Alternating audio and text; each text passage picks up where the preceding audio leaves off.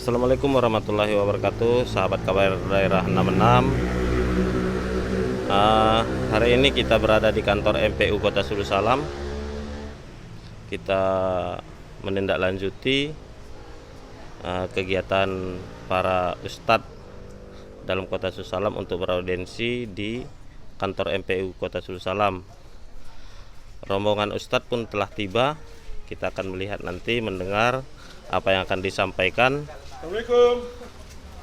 di dalam pertemuan para ustadz dengan MPU Kota Sulu Salam.